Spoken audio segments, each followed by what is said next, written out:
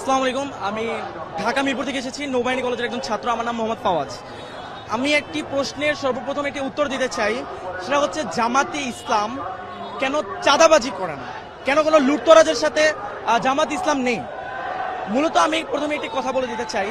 সেটা হচ্ছে, আমাদের অন্যান্য দল যদি আমরা দেখে থাকি, গত 53 বছরে আমাকে একটা দল আপনি আমাকে ইন্ডিভিজুয়াল দেখাবেন যে একটি সেবামূলক প্রতিষ্ঠান কিংবা কর্মসংস্থান তৈরি করেছে? কোনো দল পাবেন না। তাদের আইডিওলজি হচ্ছে নেতার পিছনে নেতা কর্মী ঘুরবে, জয় বাংলা নাইলে জয় বাংলাদেশ জিন্দাবাদ স্লোগান দিবে আর নেতার নাম নিবে। এটা হচ্ছে তাদের আইডিওলজি। জামাতের আইডিওলজি এটা নয়।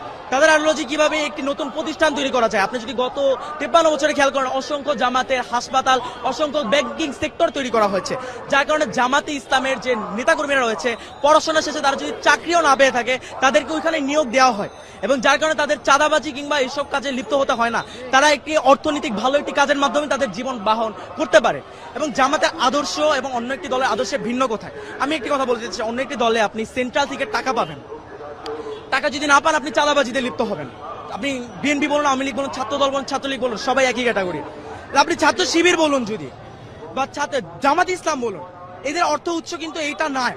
এদের অর্থ উৎসটা কোথায় আমি আপনাকে বলি। ক্লাস 9-এর একটি ছাত্র, আমার নামটা ঠিক মনে নেই, আমাদের গ্রামের বরিশালের একজন ভাই, সে ক্লাস 9-এ থাকতে তার বাবা মা মারা যায়।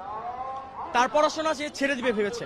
তখন জামাত যে সংগঠন তার সাথে কথা বলে, যে তার সম্পূর্ণ ব্যবস্থা তারা গ্রহণ করে, তাকে সম্পূর্ণ শিক্ষিত করে, তাকে দেশের বাইরে পাঠায় পড়তে, এবং তাকে ডক্টর বানিয়ে বাংলাদেশে ফেরত আনে। এখন আমার প্রশ্ন, একজন বিবেকবান মানুষ জীবনেও কি তাকে যেই দলটা, যে সংগঠনটা এত উচ্চ একটা পর্যায়ে নিয়ে গিয়েছে, তাকে জাতীয় রাষ্ট্রের সম্পদ বানিয়েছে, তাকে কি, তার কাছে কি কোনো সাহায্য চাওয়া লাগবে দলটা থেকে? সে তো একজন বিবেকবান মানুষ, সে নিজে থেকে তার অর্থের 50% দান করে দেবে এই দলের জন্য।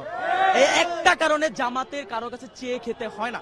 আর জামাতের প্রত্যেকটা নেতাকর্মী যারা রয়েছে, তাদের মাস শেষে একটি অ্যামাউন্ট উল্টা দিতে হয়, জামাতে অনুদান দিতে হয়, এবং সেই টাকা দিয়ে, এই যে আমি যে বললাম প্রথমে, এই ছেলেটাকে পড়িয়েছে, এরকম অসংখ্য অসহায় এবং দরিদ্র ছেলেকে পড়ানো হয়, ছেলে মেয়েকে, এবং এই টাকা দিয়ে, এই আমাদের অনুদানের টাকা দিয়ে। কারণ আমার প্রশ্ন, যেই ছেলে বা মেয়েটা এত কষ্ট করে দলে টিকে থাকার জন্য টাকা দিতেছে, নিচে থেকে নিজের পকেট থেকে টাকা খরচ করতেছে, তাছাড়া মাস শেষে 2টা করে বই পড়তে হয়, বই পড়ে ওইটার পরীক্ষা ভাইভা দিতে হয়, 5 ওয়াক্ত নামাজ পড়তে হয়, নামাজে সে জামাতে কয় রাকাত পড়তেছে, কয় রাকাত জামাতে পাচ্ছে না, সব রিপোর্ট প্রদান করতে হয়।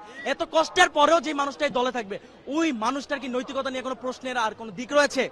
ওই মানুষটা কি কোনো স্বার্থের জন্য দল করতেছে? ওই মানুষটার ভিতরে নৈতিকতা আছে বলেই মানুষটা দলটা করতেছে। এত কষ্ট পেরিয়েও এই দলের প্রতি সে তার ভালোবাসাটা রয়েছে। এখন আপনি আমাকে কোন দিক দেখাবেন? 71-এ যে আলবদর, তারপরে রাজাকার বলে, এই দিকটা দেখাবেন?